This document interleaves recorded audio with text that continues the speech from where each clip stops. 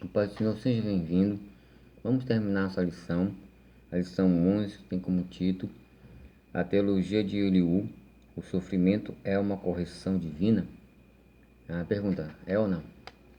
Nós já demos o primeiro tópico, o segundo. Vamos finalizar com o terceiro tópico, que tem como título O sofrimento como instrumento pedagógico de Deus. É interessante, né? Usar algo que nos machuca fisicamente, até psicologicamente, para que nós possamos crescer como varões espirituais diante dele. E dos homens também, né?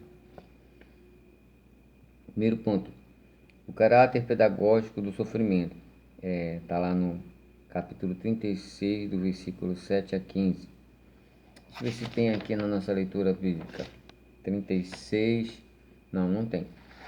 A gente vai chegar lá. Há uma diferença entre o pensamento teológico de Eliú e o dos amigos.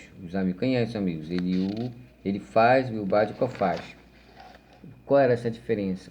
Ele acreditava que o sofrimento de Jó era por causa do pecado. Os três amigos, né? Quem são esses três amigos? Acabei de ler. Ele faz, Bildade e Zofar. Cometido por ele e sua recusa de reconhecê-los. Ele estava acusando Jó de estar em pecado. Jó disse que não estava em pecado. Então ele estava recusando do que estava acusando ele. Eliú também crê dessa forma. Só que ele vai além, né? Embora compreenda que durante sua provação Jó se comportou de forma pecaminosa, Eliú introduz a ideia, olha a ideia do Eliú, ele vai mais a fundo do que uma ideia de pecado, né? De que o sofrimento tem um caráter pedagógico, 36:15, agora a gente vai ler ali, 36:15, 36:15, minha Bíblia é nova que Jesus me deu, 36:15.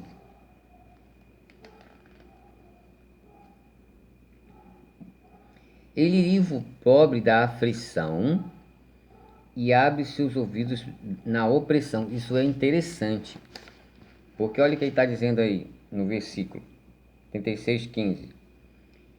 Deus livra o pobre, né? Deus livra o pobre na sua aflição. Ou seja, Jó estava ali se perguntando por que tudo aquilo está acontecendo com ele, aflição, né? E ao mesmo tempo Deus estava permitindo que ele fosse afligido, mas ao mesmo tempo estava livrando ele, dando entendimento do que estava acontecendo, nem que seja paulativamente, mas estava. Então ele livra o pobre da sua aflição e abre os olhos do ouvido da opressão. Quando tu está sendo oprimido, no caso dos três amigos, até mesmo Eliú, estava sendo oprimido, julgando, sendo culpado por algo que tu não estava. Deus abre os olhos de Jó e vê que essa opressão dele é puramente carnal, é puramente olhos mundanos, olhos de pessoas que não têm comunhão com Deus, embora fossem ditos como membros da igreja, né? Como tem isso? Meu Deus, como tem isso? Até alguns líderes são assim, infelizmente. É por isso que eu meso a escolha dos membros da igreja, principalmente a liderança, pela oração, como fazia a igreja primitiva, escolher os líderes, vamos dizer assim, da igreja pelo Espírito de Deus. Deus revela, né? Assim como foi lá com Paulo, teve encontro lá com José, deixou ele cego e mandou, se não me engano foi Barnabé, né? Barnabé até se assustou, mas mandou Barnabé abrir os olhos de Paulo e ele foi batizado, né? Então tudo foi Deus avisou a Paulo, Deus avisou a Barnabé, ambos se encontraram, ambos sabiam, tudo por oração. A escolha vem de Deus e usa os homens, mas a escolha vem de Deus. Não um homem querer colocar as pessoas na liderança das igrejas porque ele é teu amigo, porque ele tem condição financeira, porque ele tem uma profissão classificada, enquanto que os mais simples são discriminados para esse tipo de público. Ah, irmão, não tem. Tem. É triste falar isso, mas tem. Então, a escolha do livro tem que ser pela oração, pela revelação do Espírito Santo, usando os profetas da casa, que têm comunhão com o Senhor. Assim, eles vão fazer a vontade do Senhor, não vão machucar ninguém. O líder erra. Ele erra se ele sair da presença de Deus. Se ele não sair, ele não erra. Então, tudo é um lado espiritual que tem que ser voltado ao primeiro amor para recomeçar isso aí que está muito errado mesmo. Então, é isso que acontece aqui. Por isso que ele livra o pobre da aflição e abre os olhos de quem está sendo oprimido. Já estava sendo oprimido, mas ele estava vendo que aquilo ali era tudo carnal. Por isso que ele apelou ao Cristo que vive, o Redentor vive. Ele contemplou Cristo na cruz e chamou ele para ser o resgatador dele, Redentor, que vive. Que coisa linda, né? O caráter pedagógico do sofrimento está na capacidade de nos fazer refletir e voltar para, dessa forma, os justos aprendem com o sofrimento. O justo que aprende com o sofrimento, o injusto dificilmente aprende. Ele pode ser transformado, vou dizer que não, mas só se ele for terra fértil, está no caminho errado, de repente Deus quer ele, para ele escolheu ele, então tem jeito, Deus é Deus. Mas nem todos são transformados, né? Então, nem todos vêm pelo sofrimento, pelo contrário, eles murmuram e blasfemam o nome do Senhor. Aconteceu isso nos dois que ficaram crucificados junto com Jesus. Um foi pelo sofrimento e reconheceu o Filho de Deus, e o outro estava sofrendo do mesmo jeito e não reconheceu o Filho de Deus. Então, nem todos vêm pelo sofrimento. Ele pode ser pedagógico, mas eles não são aplicados a todos. Como eu vou dizer, eu repito lá na cruz, um foi salvo pelo sofrimento, o outro murmurou e não foi. Então, isso é de Deus com o homem. Ele até usa, mas nem todos vêm. Amém? Assim como a lei da semeadura é similar. Segundo ponto, adoração a Deus na tormenta. No capítulo 36, do versículo 26, ele afirma que Deus é grande e nós não o compreendemos. Para ilustrar o argumento da grandeza de Deus, ele faz uma explanação sobre a ação de Deus nas estações do ano, outono, inverno, primavera e verão. Ele vai falar isso aqui lá em 36, 24, 25, que ele fala desses procedimentos da natureza, né?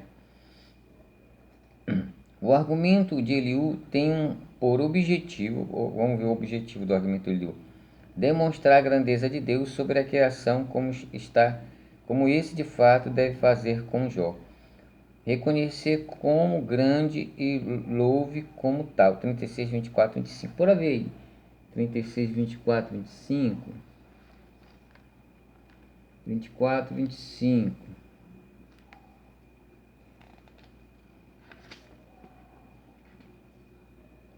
Lembra-te de magnificar sua obra, que os homens contemplam.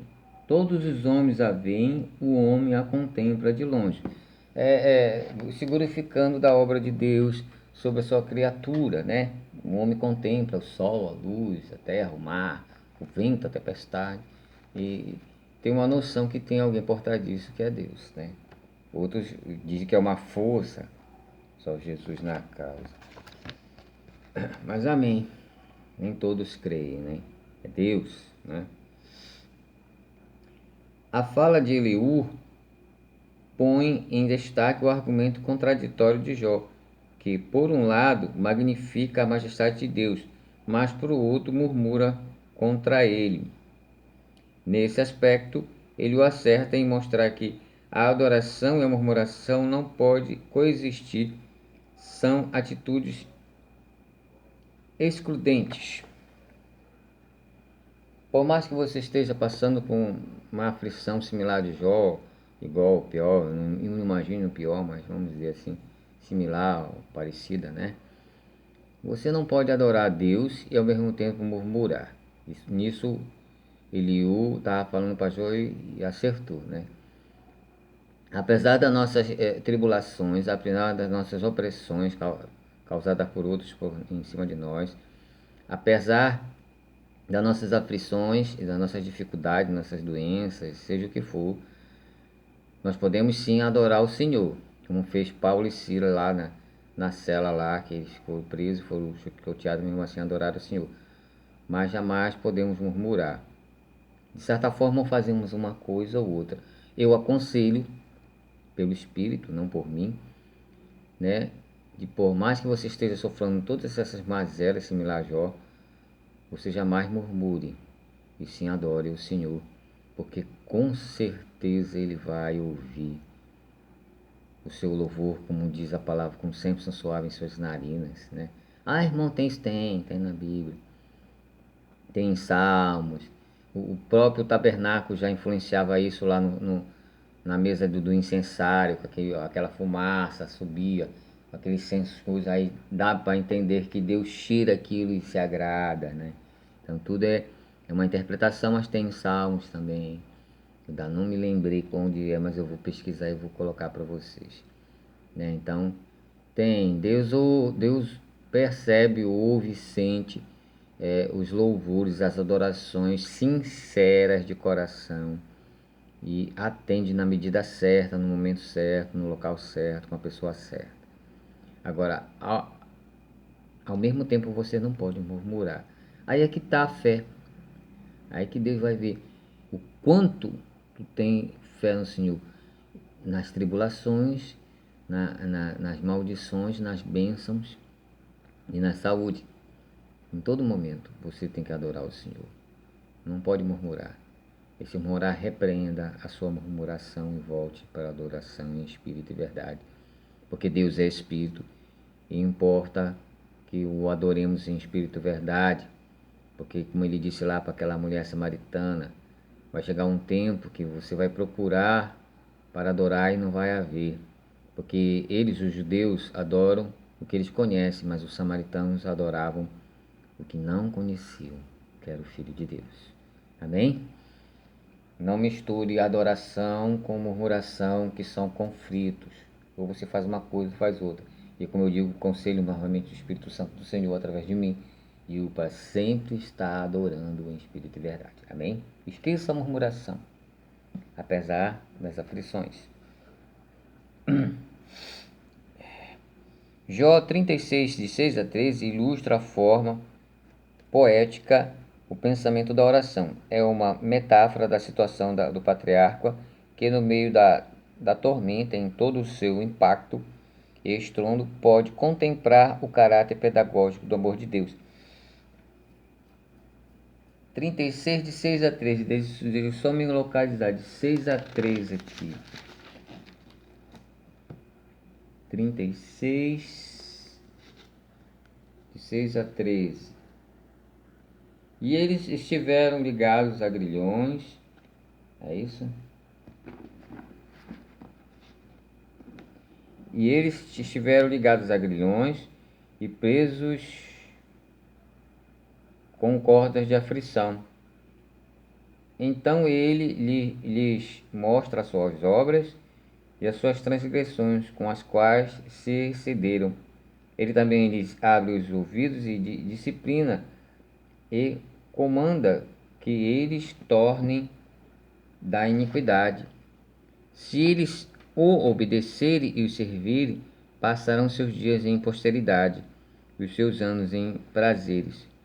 Mas se eles não obedecerem, perecerão pelas espadas e morrerão sem conhecimento. Mas os hipócritas de coração amontoam a ira. Eles não clamam quando ele os amarra. Por isso que é lindo nós estudarmos a revista da Escola Dominical e ler ao mesmo tempo a Bíblia. Volto a dizer que na Escola Dominical, infelizmente, a gente não tem esse tempo expansivo. Mas já aqui com a nossa aula online a gente tem, né? Então, eu louvo ao Senhor que me deu essa oportunidade de dar isso para vocês. É quase similar ao que eu falei um pouco tempo atrás. Alguns Deus corrige, aplica vamos dizer assim, um sofrimento para que aquele varão cresça verdadeira mais do que ele é, como diz a palavra. Aquele que é justo, justifique-se mais ainda. Aquele que é puro, purifica-se mais ainda. Aquele que é santo, santifique mais ainda. Às vezes, esse sofrimento é aplicado aos justos para que eles se justifiquem mais ainda, se purifiquem mais ainda, santifiquem mais ainda. Para que os seus olhos saiam daquele marasmo, né, de só fazer os ritos, né? Jó fazia os ritos. Ele achava que conhecia. Mas quando ele passou por esse sofrimento, ele começou a ver a Deus. O que é ver a Deus? Conhecer intimamente, conversar intimamente com Deus. Então, esse sofrimento para Jó, embora a priori ele não entendeu, mas a se declamar com as aflições e opressões dos seus amigos, ele percebeu que aquilo era totalmente carnal e ele pediu ajuda ao Senhor e o Senhor o atendeu por ele ser um servo fiel, honesto, né? Mas que ele precisava crescer mais em espírito e verdade. Então, o sofrimento, no caso de Jó, serviu. Mas no caso para os outros, não serviu, né? Porque mesmo vendo o testemunho de Jó e a sua vitória o futuro, eles não se converteram, eles ficaram sempre imaginando o que aconteceu. Eles não entenderam, eles não foram espirituais. Então o sofrimento para Jó serviu, foi exaltado, foi glorificado, foi abençoado 2 vezes mais do que ele tinha. Eu fico imaginando, né? A riqueza que ele ficou. Ele já era rico, ele ficou trilionário, né? Então, isso serviu de base para a humanidade, que tanto o lago da lei da semeadura como a lei do sofrimento e outras leis de Deus, que às vezes a gente aplica a igreja, a gente não aplica, e quando aplica, às vezes aplica errado em seu momento. Deus faz um evento para modificar e para ver que ele aplica conforme o coração do homem, que nem todos são aplicados. Jó deu certo no sofrimento, mas o resto não deu, o resto não cresceu. São homens, como diz aqui o versículo 13, mas os hipócritas, não tem hipócritas, né? Os hipócritas de coração, os seus duros de coração, amontou a ira, eles não clamam quando ele os amarra. Nem vendo o que aconteceu com Jó, esses hipócritas se transformaram. Principalmente os 3 primeiros. Eliú até, eu acho que, no meu entender aqui, no meu entender, irmão Maurício, Eliú ainda compreendeu o que aconteceu, mas os 3 primeiros só o sangue de Jesus. Então isso aconteceu lá, aconteceu ao longo dos séculos e acontece entre nós também e nas outras igrejas. Isso é comum, é do ser humano, infelizmente. Só no mundo espiritual nós vamos ter perfeição. Aqui nós vamos continuar nessa imperfeição. Temos que nos tolerar uns aos outros e nos consolar uns com os outros e aprender uns com os outros pelo Espírito do Senhor. E que a aplicação de Deus é inefável, é justa. Ele pode usar até o sofrimento para te corrigir, mas nem todos vão entender isso, né? O importante é que você não murmure, não negue o nome do Senhor e adore em espírito e verdade. E assim você será abençoado duplamente, ou até triplamente, ou quadruplamente, para todo sempre. O importante é não negar o Senhor e o adorar na doença, na saúde, na riqueza, na pobreza, na aflição, na bonança. Amém? Vamos concluir? Vamos concluir. Vimos nessa lição 3 aspectos da teologia de Eliú. Primeiramente, o jovem amigo defende o direito de Deus ficar em silêncio, mesmo quando achamos que ele deve falar. Lembra-se que você tem que conhecer o silêncio de Deus, entender o silêncio de Deus. Isso ele estava certo mesmo. Acredita que Jó não consegue escutar Deus devido ao seu orgulho. Aí já ele errou, né? Ele errou, né? Entretanto, o equívoco de Eliú está no fato de associar o sofrimento de Jó ao pecado. Pois é, nem todos que sofrem estão em pecado. Era o caso de Jó, né? E já na cultura daquela época deles, até eu acho que até hoje, eles acham que todo mundo que sofre é porque está em pecado, e nós sabemos que não, né? Às vezes é uma purificação para melhor o varão crescer em espírito e verdade, né? Como foi com Jó. Segundo ele, destaca que Deus tem todo o direito de ser soberano e, como tal, age com justiça, com certeza, sem dúvida. Todavia, ele se equivoca em colocar essa soberania acima do seu amor.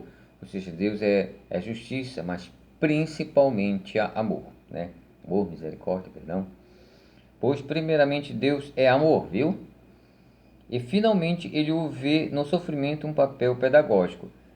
Volto a dizer que esse papel pedagógico, ele nem sempre dá certo com todos. Deu certo com um, com Jó, mas não deu certo com teus amigos. E o Eliú ficou ali no meio termo, né? No meio termo, entendendo? Não entendendo os três. Não entenderam o coração hipócritas. O Eliú ficou ali no meio termo e Jó foi elevado ao conhecimento espiritual. Foi na prática foi salvo e foi levado ao conhecimento de Deus. Amém? Amém? Né? A síntese desse terceiro tópico é: segundo Eliú, o sofrimento é um instrumento pedagógico para o cristão, para o justo, né? Porque o sofrimento para os injustos vai ter só murmuração, não vai ser efeito nenhum, eles vão ficar mais com raiva de Deus do que outra coisa. Eu dei exemplo lá dos dois na cruz com Cristo, tem outros exemplos mais também. E para o justo não, o justo vai aceitar, por mais que ele morra aqui no sofrimento, mas ele vai ser abençoado no mundo espiritual, como foi Lázaro lá na história do rico do Lázaro. Amém? Eu agradeço, deixe seus likes, né? Se inscreva no canal para que seja mais divulgado e a palavra de Deus seja levada a toda criatura, em todo momento, em todo lugar, a tempo e fora de tempo. Como disse Isaías, eis-me aqui, Senhor. Jesus me chamou para o ensinamento, então haja dedicação a isso.